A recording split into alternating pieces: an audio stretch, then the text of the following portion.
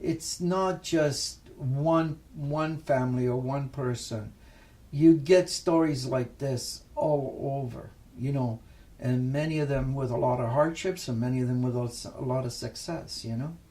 My name is Elisa Borrelli, and my ethnic background is Portuguese-Italian. Tony Borrelli I immigrated from the province of Calabria, Italy. It was a Canadian household with European influences, strong European influences. Sunday night meals used to be large, seeing extended family on a regular basis, and just certain values were instilled that I notice I have where you don't find in necessarily everyone you meet. I think because I married a Portuguese girl, it was a combined thing, and they were brought up mostly Canadian. The older generation from my parents' generation strongly encouraged education, and I think it was because of the background of some of their own experiences, whereas my mother and father, neither of them had university educations. You pick up and leave your country, your home, and all that, without thinking about it and without realizing, hey, I'm going to a new place. I don't know the language. I don't know very few people there, if you did, And it wasn't just my dad. There must be over 500,000 Italians here. I know surprisingly little about Italy. I know that Rome is nowhere near where I come from. I went back when I was about 23, I think I was.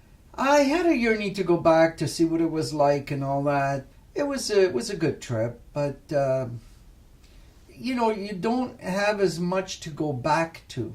I would probably do it if all my kids got together and we all went. I probably would do it for a reason like that, I would. Because then you have a purpose, I have family there, but they're not people that I've met before in their family insofar as that they are related to me, and that's like a special relationship with anyone that you have. I would love to go back and look and see and be part of and in Italian culture. I still think about it and I still enjoy their music, There's some Italian songs which are forever, you don't lose them. You don't appreciate tradition till you're older. I appreciate my mother's traditions and my dad's traditions until later on. Like right now, I would say I miss their traditions because I see a lot of good in them. And not perfect, but there's a lot of good in them. The way that being Italian has affected me has only affected me insofar as it has my upbringing and not the way I'm cultured per se. Because the way I grew up in Canada was Canadian. I would say I'm Canadian.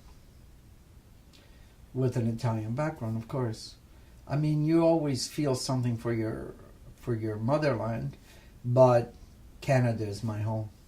It isn't until you're quite a lot older that you start to realize and appreciate your parents, what they've done for you, what they gave up in order for you to have what you have. I know it's in her now, but it's going to come out more as they get older.